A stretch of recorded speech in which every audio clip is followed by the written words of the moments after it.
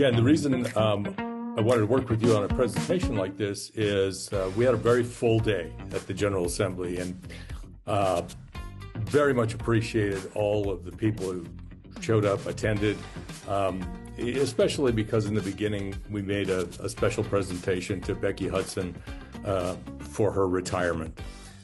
So that was very special. But we had two things that happened that I wanted to share some thoughts on. First, it was very unusual for us, but we had two guest speakers. One was from the national office dealing with safe sport, and that speaker was a result of the interaction we had at the national meetings in May, where the safe sport director was trying to schedule something with every one of the 40 regions. So we felt that one was important and invited her to speak to our group. And safe sport is a challenging issue for all sports, and volleyball is no exception. We have a lot to learn. So hearing from her, even if it was a repeat for some folks, is still important. The issues related to keeping our young people safe can never be minimized. So we felt a special obligation to bring that to our members. Then in the July HP All-Star Championships, we had an opportunity to meet with a young woman by the name of Dr. Jen Fry, who deals in conflict resolution, and a lot of what she had to say seemed to apply to issues that club directors and coaches have in club volleyball. So we tried to squeeze that in. Unfortunately, it made for a very long day. And after debriefing with a number of people, I decided that I needed to come back and follow up. One, to let people know that as a result of that day, we're implementing some new procedures to make sure that we don't run out of time. And two, to make sure that we get the information to club directors that was important to them and that many of them didn't receive that day. So I wanted to follow up and provide that a lot of information and in particular, follow up to the Junior Girls Spring Forum survey that we put out late in the spring and summer. So a number of issues there that I felt were important, and you seem to have a great avenue for us to get that information out to people without trying to call them back together again. Well, I'm excited, and I know a lot of club directors will appreciate this information. And just to let everyone know, we'll also be putting it on the website. We'll be promoting it through social media, so people will always have access to this information. So, and thank you for all you do for the region. I know that you have a really big job, and trying to juggle all of this is not easy, but you're kind of a pro. You make it look easy. So, I but don't I know know about that. it's not. Well, it's not, and a lot of the credit, most of the credit goes to the folks who work on our staff, and that's a lot of work that's done behind the scenes that is incredibly important and not really known by most people. So I gotta credit those folks in the office. You bring up a really good point. When I was a younger club volleyball mom, you would go to these tournaments, but you had no idea who it was that was putting it together or the work that went into it. And this year, now, my daughter's in college now. I'm playing at the collegiate level. And I still feel like I might know more than just kind of the average club mom, just because Mhm. of, I am able to talk with you on a regular basis. But one of the questions that came up at the Fall General Assembly was, why don't we know our schedule until the Tuesday or Wednesday or Thursday ahead of time? And I think it was a great question. People just don't understand what it takes to secure some of these venues. Can you talk to that a little bit? Well, there are two important parts to that, and a better source would be Joaquin Santa Cruz, who does all the heavy lifting, as well as Lisa. But let me break it down into two reasons why people get that information when they do. One is that we run our region a little differently than most regions. Whether it's open, championship, or club, we run what is known as a ladder. So the result of any one particular day, tournament day, determines how those teams finish top to bottom. We need that information to determine what the ladder looks like the next week or the next tournament, I should say. And it's that new information that Joaquin uses to decide where those teams will go play. Now, he's lined up a lot of venues already, but you can't know where those individual teams are going until we know how they finished in the last tournament. So if a team finishes, say, first on one Saturday, they're going to move up to a new division, a new eight team group of teams. And so that group is going to be assigned by Joaquin to whatever site he feels is best based on the teams that are in that. He's often trying to minimize travel distance for some teams. So he's got a lot of factors that he's taking into account. And he does an incredible job given that it's a great big puzzle for every tournament. And he has to put that puzzle together as quickly as possible so that our officials can take a look at those tournament sites, and the officials assigner can assign officials as early as possible, because you don't want to wait till the last minute for those folks, because quite honestly, in this day and age, they got a lot of options. So if you don't let them know what's going on, they might just take another option, and then you've lost an official for the weekend. So they're working on it as fast as they can, but we can't know that before the end of a tournament day occurs. I hope that helps. Yeah, that makes great sense. And it is a big puzzle that you're working with uh, there. And then officials, and then we'll get into the presentation. So Sure. officials, how is it looking this year? Do you have more officials signing up? Has the USA Volleyball campaign helped at all with getting officials registered? Yeah, I'm glad you brought that up. The national campaign to um, try ref has been very successful. We've had over 50 new officials come in. So the campaign has worked well, both in Arizona and nationally. We've been very pleased. What is your advice to folks thinking about becoming an official? If you don't know anything about it, if you're from the game and you like the game, give it a try. Come and talk with us. We're willing. Arizona, both in high school and in club volleyball, USA Volleyball, has tremendous training programs for new officials. If you want to put in the work, if you have the passion, we will help you. And as you know, we have the JODP program that encourages young people who are playing the sport to continue in the sport as a referee, even if they can't, won't, or don't want to continue on as a player.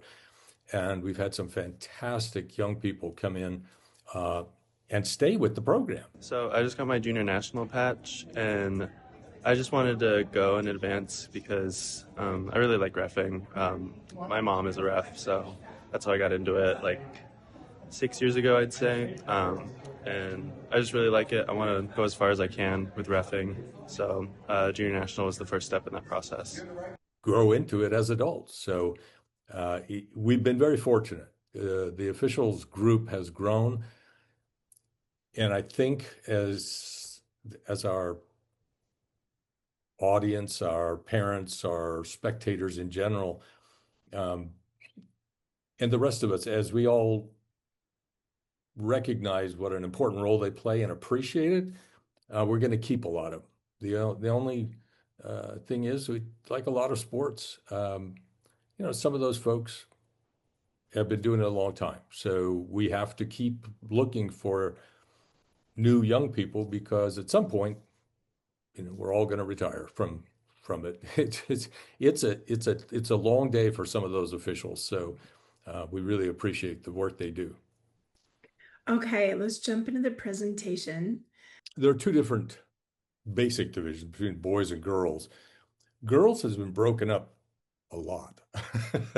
They, because the girls' side has grown so much, we can't do what we used to do. We used to have all girls junior national championships in one location many, many years ago. And as it has grown, any one particular age division has gotten huge. So that has caused us to look for a way to break it up so that we can find cities that can accommodate that many teams. The other thing that's happened is we've seen a lot of the 17 and 18-year-olds who are going to play in these national championships um, already committed to colleges. And as a result, many of those colleges want those players on their college campus as soon as possible. So having the 18s national championships in the summer is has really sort of been phased or changed, I should say, to an earlier date because so many of those players wouldn't be able to make the championships now because they've already gone to whatever college they're going to at the end of May or even beginning of June. Those college coaches want them practicing with their college teams as soon as possible. So you've seen the 18-year-olds move up in the calendar year so that they have plenty of time to participate and still honor their college commitments. So, and we were just incredibly proud of the Arizona Storm elite group that won that championship this year. And for the first time ever, as I showed at the Fall General Assembly, USA Volleyball contacted us and asked if we liked the idea of them finding a billboard close to their practice facility and honoring them on that billboard for an entire month. So we just said, absolutely, yes, we would love to see that. So you find it's the new administration in USA Volleyball is taking a different avenue on certain things, and I think they're honoring the skills of these young people. Boys is a different beast right now. We've had some issues over the past few years where the boys teams, there was some dissatisfaction. I won't go into the reasons for it, but because of their challenges they faced with USA Volleyball, many of those teams decided to play in AAU championships instead of USA Volleyball. I think John Speraw, our new CEO, is very familiar with boys, and he has and still is working to mend some of those fences and make some changes that make it appealing for those teams to play both if they want to.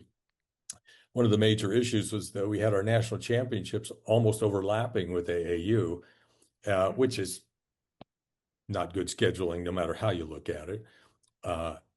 And so they're trying to find different dates so that teams that want to can play one or both if they choose to. So there's some good progress coming there. And as you might suspect, it's always the desire of those coaches to go to whatever tournament where they think they're going to have the best competition. And so I think both of those organizations want to attract the very best competition. So we're pretty excited about the direction it's heading. And I think that, Arizona has always shown well in the boys. So we're pretty excited.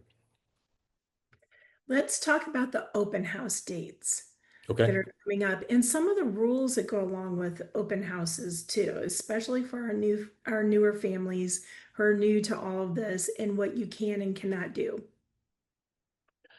Yeah, open house is really designed for players and their parents to visit different clubs and get whatever information they want to get, to find out where practices are, how long they are, what the costs are, who the coaches are, what the philosophy of each club might be. And I think it's that time that is so critically important, and a lot of parents don't realize how important it is until after the fact. And by that, I mean, oftentimes, families that are new to the sport take their daughter to this club or that club, following a friend. And when they get in there, they're uncertain as to what questions to even ask. And I guess there are a couple of things that are really important. People need to know, what is the philosophy of that club? Are they focused on high level competition? Are they going to do a lot of traveling out of state for national qualifiers? They need to know, what's it going to cost? And is the cost that they're presented with the final cost, or are there additional costs that have to do with traveling that may come up in the future? They want to know, when and how often are practices? What is it that the club expects of parents? And it can be very different. There's another couple of things that I think would be important for parents to ask and find out about. One is, what happens if your son or daughter has an injury and is out for a while? What does that mean in terms of their obligation to the club? What happens if something happens and they can't play for the rest of the season? Does the club still expect them to pay for the rest of the season, or does that change if they're injured? They might want to know exactly, when does this club quit participating? It's most of the clubs now, we've really asked them over the last, I don't know, 5 or 6 years, make sure you put that in the contract, because parents are going to be asked to sign a contract. It's a legal obligation that, frankly, once parents sign that, we as a region can't do anything about it. That's a legal binding contract between the parent and the club, and we have no standing, so we can't just jump inside there and make one side or the other do something. The other thing that it's really important for parents when they go to these tryouts, and go to several, there should be, not the tryouts, but the open house, and to ask as many questions as possible. And one of them might be, what happens if sometime during the season that son or daughter has a situation where they are just unhappy at that club? The question is, are there circumstances that under which a club director or a coach would allow a player to be released?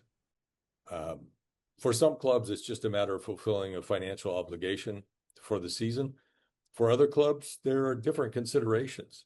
You want to ask that question up front, because every season we have some people come to us in the office and ask, I want to get released from this club. What do I have to do? Again, that's part of the contract with the club. And it's best to ask that question up front, because the club directors are going to tell you, they're in business, so they want to have people who want to be there. They're building their reputation. In some cases, they have long-standing reputations, so they're not going to tell you one thing and do another. They're pretty straightforward folks. The issue for parents, obviously, is to find a club where they're going to have a good experience for their son or daughter.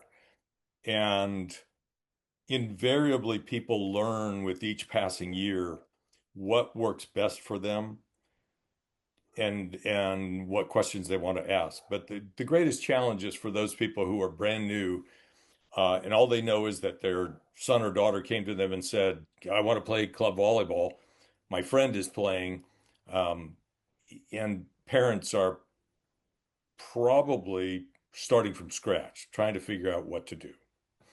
So we don't mind having people call us, especially if let's say they live in the West Valley or something, and they want to know which clubs are close to us because they won't even know. I mean, we we would give them a list of clubs that might be within a certain radius so that they can uh, know who to contact and where to go to get that information. But I will tell you this, before we have uh, open house this year, we are once again going to have um, club night. And we are having club night at the Grand Canyon University.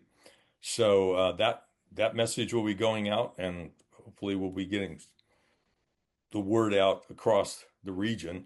For those clubs that want to set up a table and hand out information, that's a great way to do it. And for those players and parents, grandparents who want to bring their budding player to the courtyard in at the Grand Canyon, uh, there'll be lots of information there, and uh, the club directors do a great job of setting up a table and providing lots of information for people so that when tryouts occur, they can feel pretty good about which clubs they want to try out for.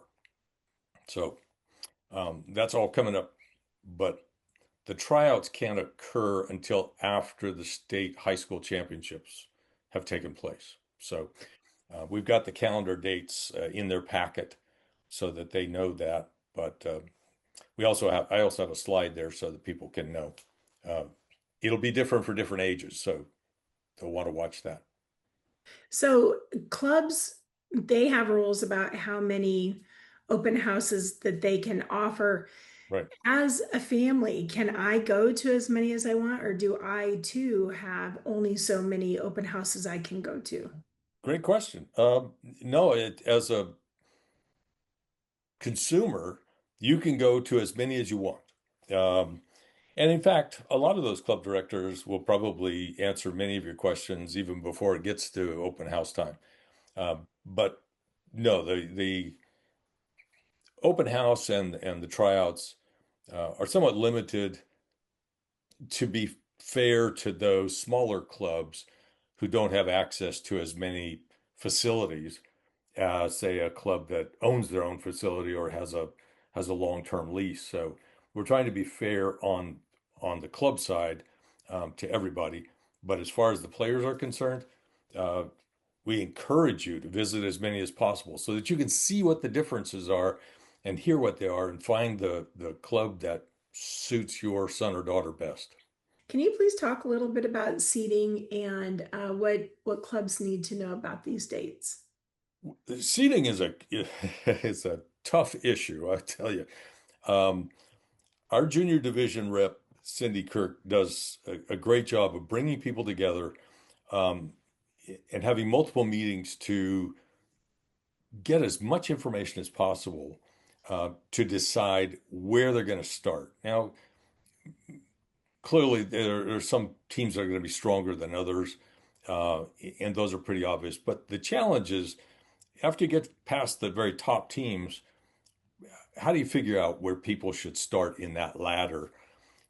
Uh, they have a number of meetings, sometimes focusing on one particular division or age group, so that they can get that resolved as quickly as possible. But the critical part of this is the information that the club directors give to the seating committee.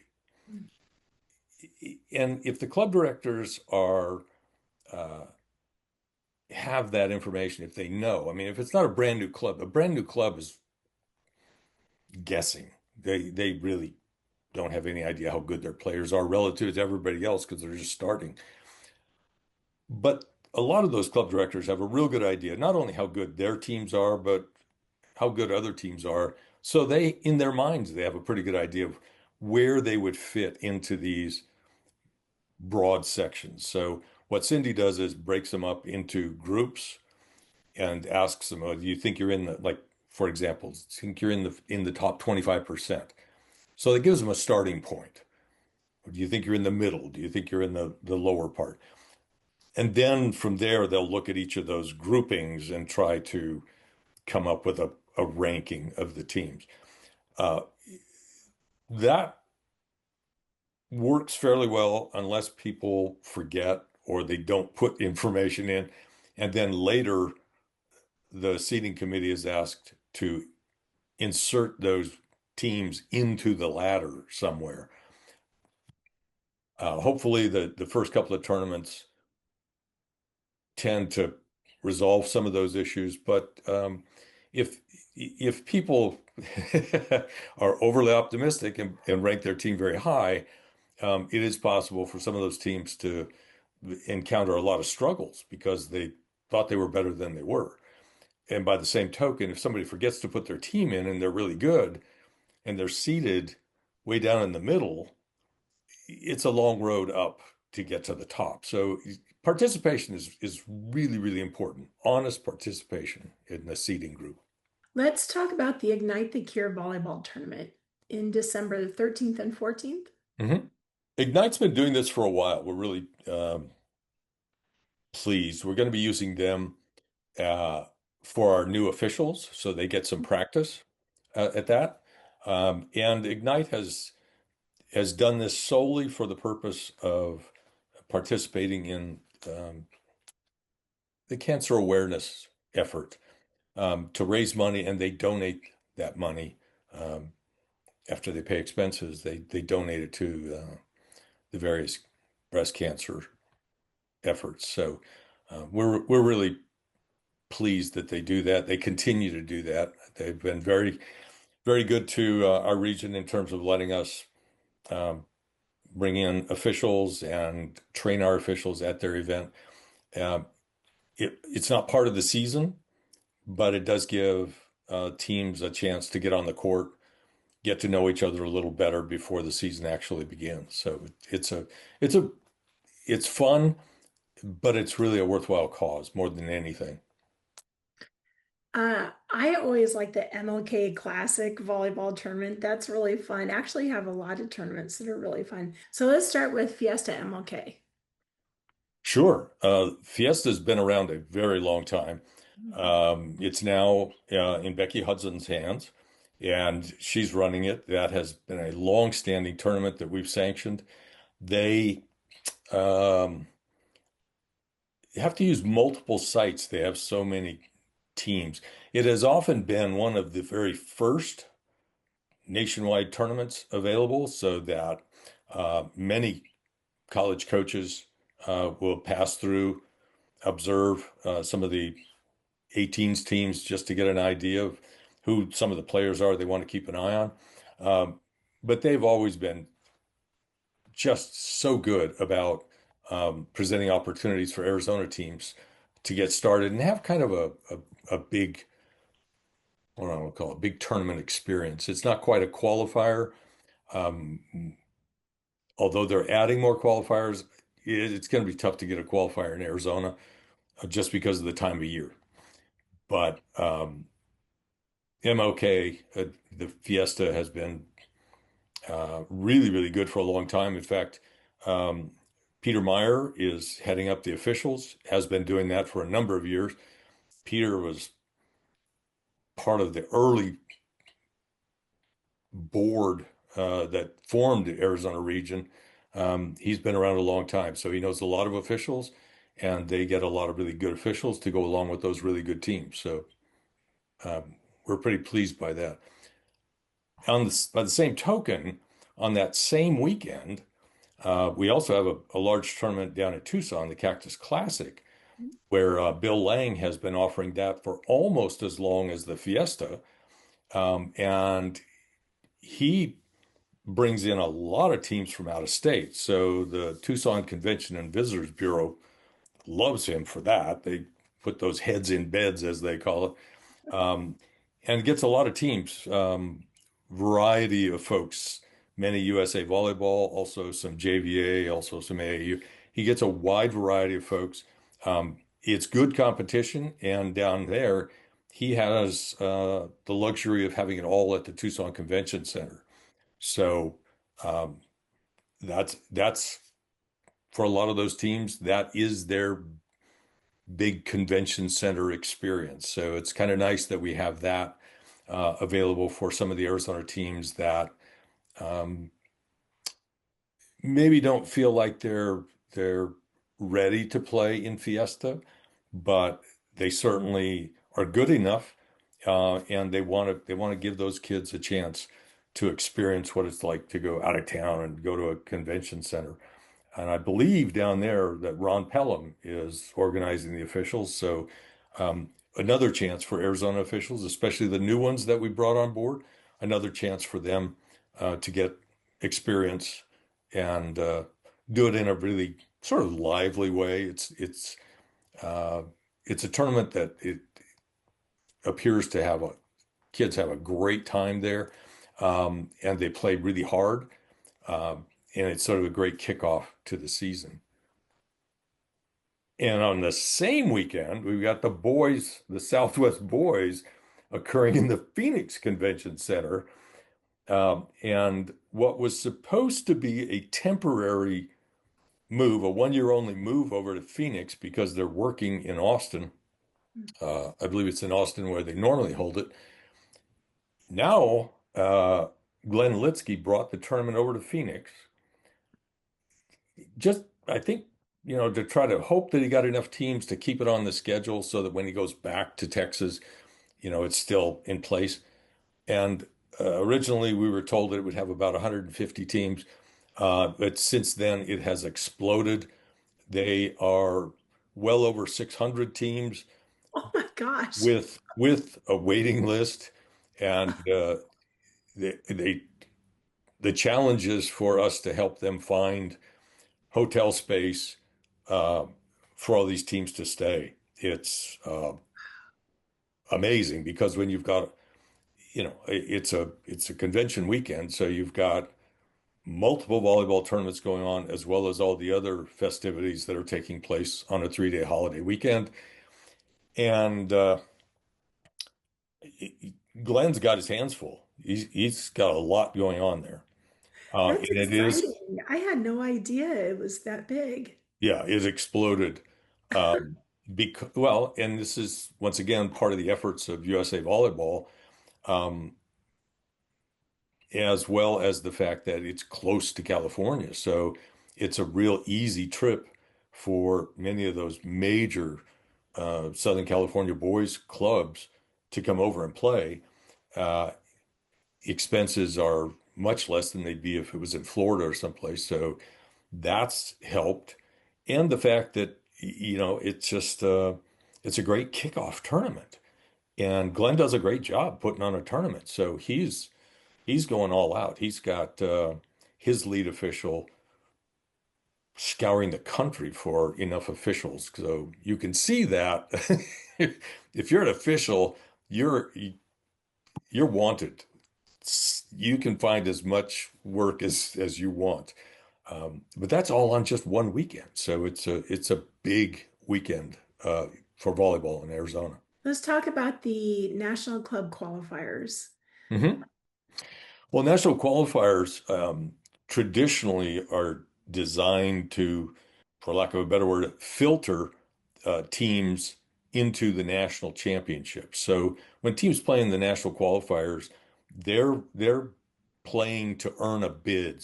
So if they win, just to keep it simple, if they win, they get a bid to whatever um national championship that tournament is associated with. The trouble is those qualifiers are so popular that over the last few years, what we've found is that many clubs couldn't get their teams into the qualifiers because the day they opened up, they filled up. Hmm. And as a result, USA Volleyball has come to realize that we're offering qualifiers, we're just not offering enough to meet the demands of the clubs that want to participate. So what you're going to find is that there are going to be additional national qualifiers offered. Boston just came on board. Um, they had a big tournament, the Boston Festival, but it is now considered a national qualifying tournament. So all those 800 teams that play up there are now playing for a bid. Before they were just playing for bragging rights and fun. Now it's for a bid. There's a second one that is coming on board, and there will be several more coming on in the years to come. And what they're doing is USA national office is looking at the data to determine where there are unfulfilled demands. So if there's a huge waiting list to play in the qualifier in Chicago, they're trying to figure out, well, obviously there's a need for another one. Where can we put that? And when can we offer that? And right now, quite honestly, the calendar from the end of February through the end of April, every weekend there are multiple qualifiers, and most of the qualifiers now have anywhere from 2 to 3 or 4 weekends in the same convention center so that they can just have particular age groups on any one weekend. It's that big. So it's really big business, and it takes a heck of a lot of organization to pull those things off. And and they're going on even in places that you would think it would be tough to attract, but the weather's not stopping anybody from going to a qualifier. Okay. I love that the game just continues to keep growing year after year. It does, and it's nice. We've got new leadership, as I said, in John Spera, his second in command, Steve Bishop. They are approaching this slightly different than folks in the past have. So what they're doing is they're looking at a lot of ideas that they think will not only grow the game, but expand the game to include more people, offer new things, like going back where he's looking at offering grass championships for adults the way we used to. They're offering more opportunities.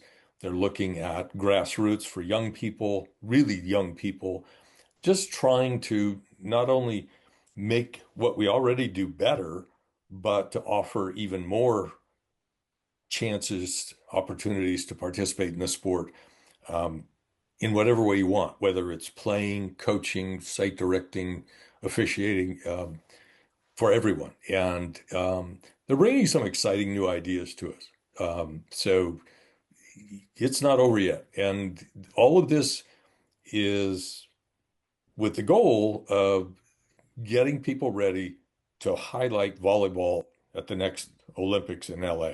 Mm, that's exciting. Yes. Do we have any up and coming players from the Arizona region that you foresee would be playing on Olympic teams within the future? We've had a number that have tried out. Uh, it's hard to know what the coaches are looking for. Yeah. The players have become so big, I mean, so tall and so athletic, so skilled, um, that it's incredibly competitive to make the team. Many of them will make what they call the national team, but they'll be on a team that goes to play in Norseco or some other big tournament. It's uh, it's hard to predict. I was just at the national meetings. A young woman by the name of Torreya Sigler sat Mhm. next to me. Go Huskers. Yeah, she's playing for Nebraska and has been on the court quite a bit. Um, and she's symbolic of the type of players that we're seeing. They're just uh, really good volleyball players, and I wouldn't want the job of trying to pick and choose Yeah. among those folks because uh, the women's game has become so different than what it was years ago. It is much faster paced, much more complex. The skill level of the players just keeps getting better all the time. It's really fun to watch, um, because if you've seen the collegiate game on TV, uh, boy, I'm glued to it. It is so fun to watch. yeah, and there are no guarantees because they're so evenly matched in so many cases that one or two events on the court could make the difference between winning and losing. So yeah, it's fun. I wish I could give you a list of names, but I'd probably get in trouble if I mentioned one and didn't mention That's others. fine. So That's fine. Okay, Copper State Challenge. Used to be Vulture Peak. Back in the day, I remember heading out there. It was so much fun. yes, My daughter, when she was young, that was just a great way to get in some volleyball and just have a fun weekend. Can you yes. talk about Copper State? Well, Vulture Peak, which is sort of the forerunner to this, came about because on the same weekend we had the Arizona National Club Qualifier. So most of the open teams were participating in our club qualifier to earn a bid to go to nationals. And we felt like that was a perfect opportunity for us to offer a tournament for the championship and or club, mostly club uh, teams to want to play in. So we initially, and this was Eric Hodgson's brainchild, we started in not Winkle, sorry, Wickenburg. Wickenburg. And Winkleman would love to have this in Wickenburg. And for many of those teams, and it was mostly younger teams, but it was for them, that was their out of town overnight tournament. And it was a big deal. And it generated a lot of fun. And so much fun that it grew. And we outgrew Wickenburg because they only had so many facilities. And so then we spread it to both Prescott and Wickenburg and North Phoenix. Uh, and then COVID hit, and Mm. we all know what happened there. It became really, really difficult. So we tried 2 years ago this idea of combining it with the club qualifier and holding it all out in one location. It didn't have the same feel, and it got very confusing for some of the teams because we couldn't tell which courts were AZ qualifying courts and which courts were just for the select division, we called it. So in the survey, we asked at the forum and at the survey, we asked club directors, what are your thoughts on this, going back to the way that we used to do things and have them in separate locations? And we got overwhelming support for that idea. So the Copper State Challenge uh, is the new name, so it's not tied to a particular location. And we are in the process of trying to find a suitable location for that in the springtime on the same weekend as one of our AZNCQ tournaments. We're going to start small because we want to make sure it's successful and that it's fun. Um, so we're kind of looking forward to being able to share that news when we get a site and tell you all about it. Okay, I look forward to it. Let's talk about the meeting dates for JGC. Is that Junior Girls Club? That's the Junior Girls Committee. Oh, Uh, okay. that's under Cindy Kirk's direction. Okay. And together we agreed with her that we'd get a much better participation rate if we gave people those dates in advance. So she's put out some dates, hoping that those will all take place on those dates. They'll most likely all be Zoom meetings so that whether people live in Pine Top or Flagstaff or Tucson or you name it, they can all attend. part of the issue has been over the years that as we grew, having in-person meetings became increasingly challenging for club directors to make those meetings. And, we've got some really good people with good ideas, but driving from the reservation down to Phoenix for a 2 hour meeting made no sense at all. So we're taking advantage of technology and going to put that out there so that people who are on that committee can put it in their calendar and plan for it and not be waiting to know when the next meeting is. So that's the plan. We'll Okay. try to make it work. And the Junior Girls Forum meeting dates, May 14th and September 20th. Yes. Traditionally, the fall forum is at the fall General Assembly, so that's a natural. Typically, we try to have the spring forum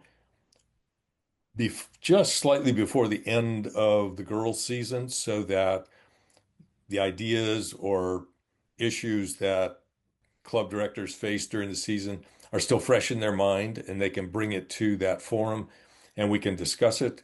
Uh, the plan, which we carried out this year, was to uh, listen at the forum, take notes, and on each of the topics that was discussed, generate questions for a survey so that we could share that survey with all of the club directors who could not attend the forum, and they could give us their opinion and vote on it. And that's why um,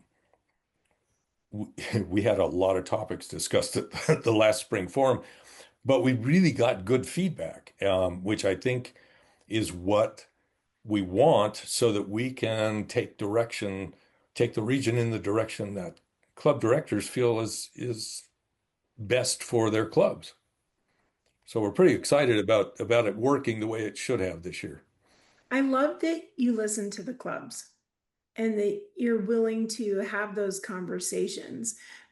A lot of organizations may have that we know best and we're going to do it this way, but you really do make an effort to listen to the clubs and try and make some of those changes. Yeah, Lord knows, I mean, some years we're more successful than others. Um, but we've got so many club directors who've been with us for a number of years, and thankfully they have stuck with us. And even if they can't make a meeting, they're willing to share their thoughts, and so that we can bring it up at a future meeting or whenever it's best. We're not much of a region at all if we don't have our clubs. Mhm. And the club directors are the ones who do so much to make it a good experience for the young men and the young women who play. We'd be foolish not to listen to them. Now, we can't, obviously, you can't make everybody happy because we are so big now.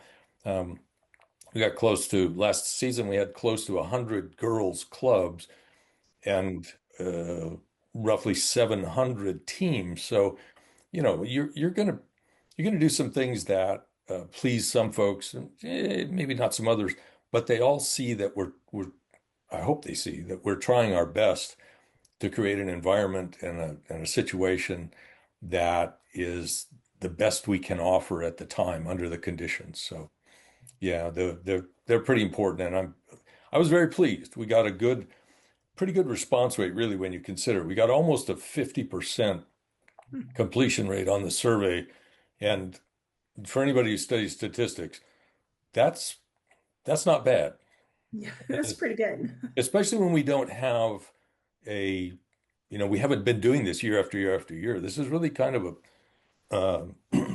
I won't say it's a first effort, but it's the first time in a while that we've done that. And I was extremely pleased that people went through it because there were quite a few questions, but they gave good, honest responses, and I really appreciated that. Junior division rep. What can you tell us about that? We have two elections coming up this year. One is for the junior official, not junior, but the officials division rep. The other is for the junior division rep. Um, the junior division rep is the person who is going to represent all the club directors at the board meetings. And we will be sending out nominations for both of those positions in the early spring, and then letting people vote via SurveyMonkey later on in the spring. So each of those candidates will have a chance to let you know what their philosophy is, what their intentions are, what they would like to see, and why they think they're qualified. In general, we need that, both of them, but in particular the junior division rep, we need them to attend all the board meetings, the retreat, the national meetings. We need them to reach out, that person to reach out to the club directors, to run the fall forum and the spring forum, to listen to those constituents and bring their ideas forward at the forum so that those topics are generated from within, not by the board. And so it's really critical that we have people who, first of all, have the time. This is no small chore. It takes more time than most people realize.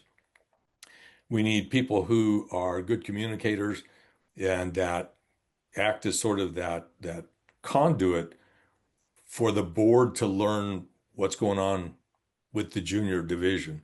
We need them to bring reports to the board about what's going on, both regionally and nationally.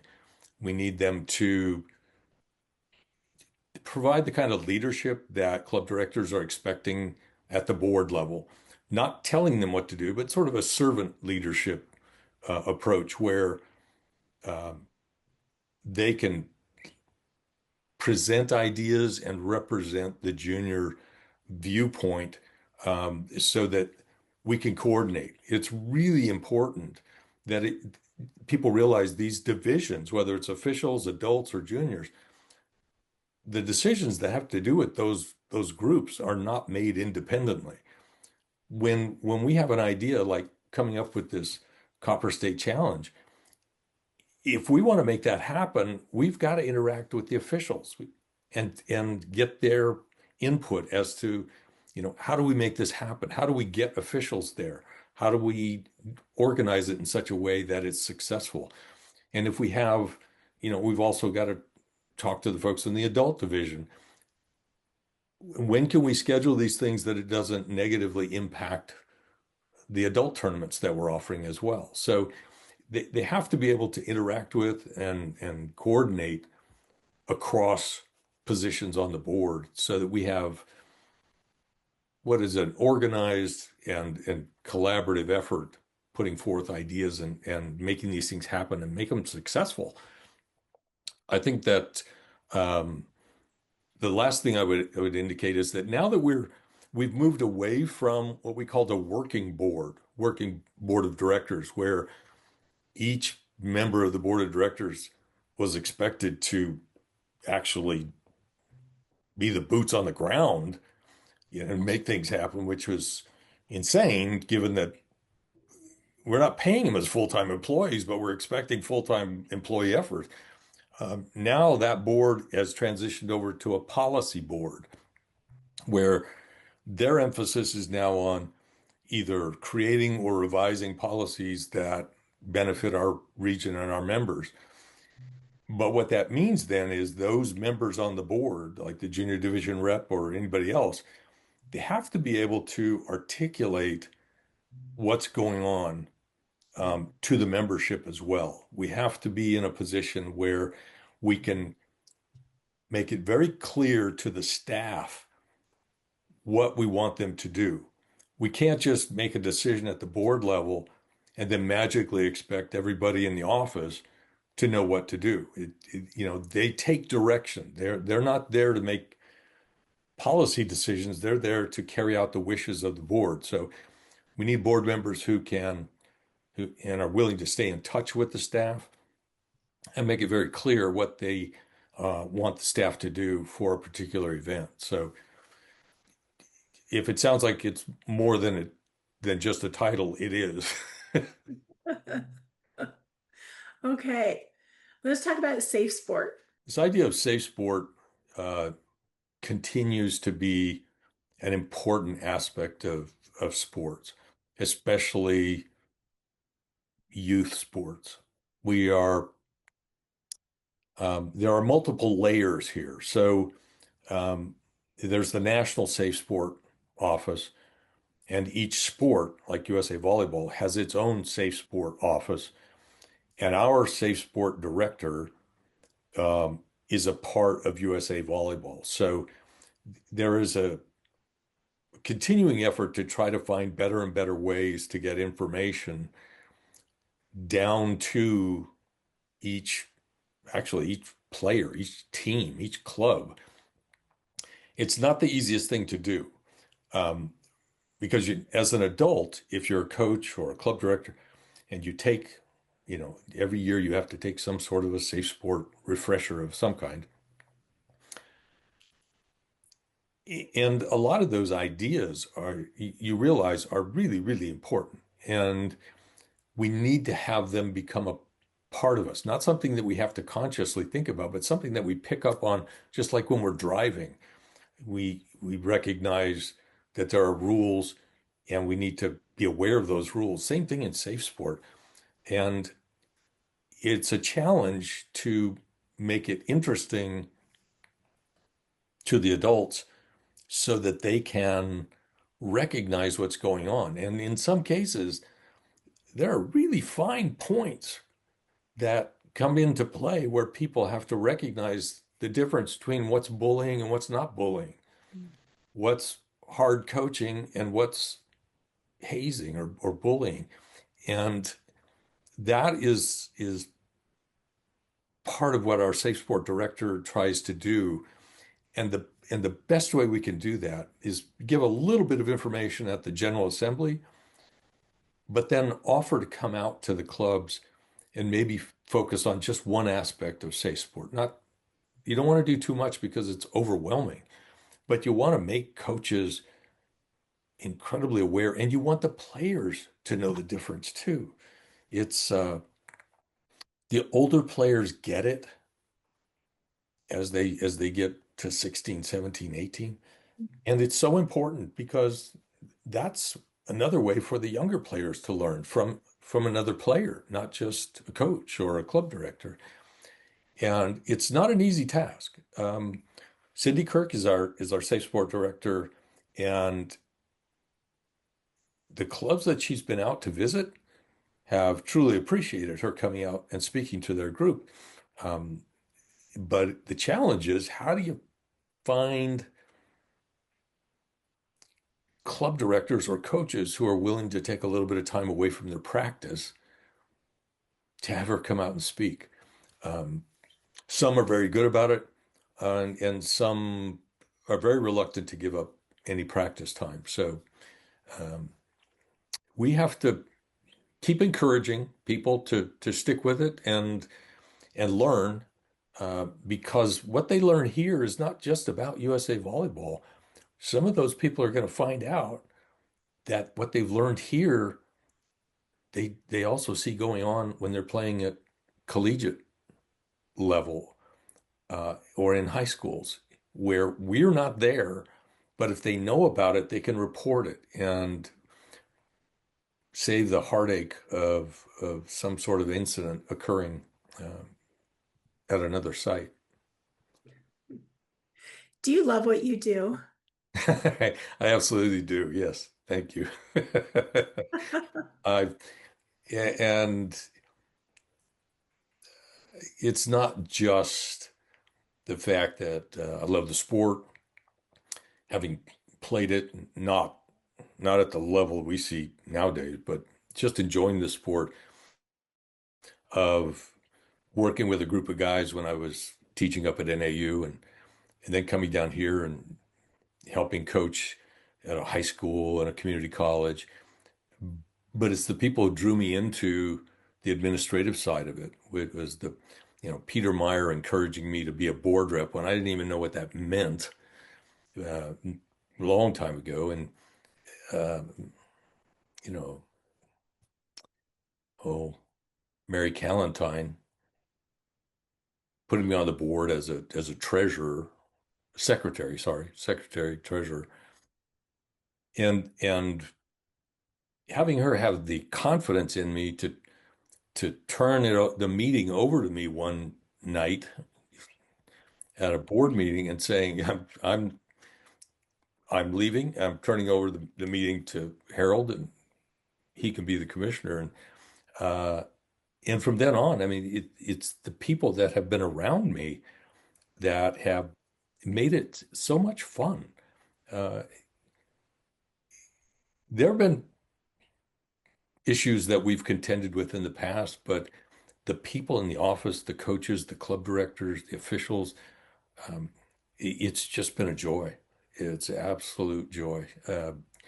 And I don't know, this year more than ever, I noticed it at the Fall General Assembly where uh, I've made it a point over the last, gosh, I don't know, ever since Ernie Vasquez suggested it, I've made it a point to go out to different sites on weekends of tournaments. And uh, it's great because when I first started doing that, I would walk in and the people who knew me would ask, "What are you doing here?" As if I was only there because somebody was in trouble, which Oh, was never the case. But I yeah. mean, that was their first thought. To now, when I walk in, um, I have site directors and officials and coaches walking up and saying hi. Mm. And in a very welcoming way. It's like, this is great that you came out to see what's going on here. So, um, yeah, who could not love that? Um, yeah, I would like to add that on the a little brief explanation here. We ran out of time at the end of the Dr. Fry's talk because we only had the room till 5 o'clock, and it was 5 o'clock. Um, But I wanted to share with, especially the club directors, something, an explanation and some information that we we gave that survey for the spring junior girls spring forum survey, uh, and by the time everyone had completed it and sent it in, we did not have enough time to compile the results and have the board deal with that. And our board meeting was right at the end of the retreat. And if we'd had that, we could have dealt with it, but we didn't. So a lot of the information on the survey was really, really important, but we didn't have a chance to look through it all, talk about it. And there were a couple of things we had to vote on, but most was just offering support if we felt it was warranted. So that had to be postponed to the next board meeting. Unfortunately, that meeting was at the end of the Fall General Assembly. So we couldn't say to the club directors, we've heard you and here's what is, what we've seen in the survey. And we want you to understand that we're very supportive of many of the ideas that came out of that. I shared a list with you of which questions had very clear majority responses to them. And just to give you a few ideas, people were very supportive of the idea of having the tens for girls at the sites that did not have an entry fee and did not have a parking fee, so that those young girls' experience and their families' experience, first experience in the Arizona region, would be one that was fun and not expensive the way it might be coming down the road. The other thing was that they expressed a sincere interest that the tens um, should not be playing for region awards. Not, they should just be playing for the love of the game. So it's going to move to round robin as opposed to the ladder like we have with other ages. At the open level, the club directors who have open teams strongly supported the idea that open tournaments in the Arizona region should be 2 day, just like their national qualifiers are. So they're prepared after playing Arizona region tournaments, they're prepared to go to a qualifier and not be exhausted at the end of the second day because they haven't done that. They also wanted us to break up the ages so that they're specific, just 14s are different from 15s, are different from 16s, so that you have specific age divisions. So there were a number of those ideas that um, came through and seemed very reasonable, and the region could support them. So wanted the club directors to know that their response to the survey was critically important to us. And the fact that so many of them responded gave us a clear indication of what they wanted. And so it allows us to work together with them and promote the very things that they want to see happening. So um, not all of them passed, but a very, very large number of them did. So Well, thank you so much, Harold. sure. Always a pleasure to talk to you, Jen. All right. Thank you. Thanks for taking the time. Appreciate it. All righty. Bye-bye. Bye-bye now.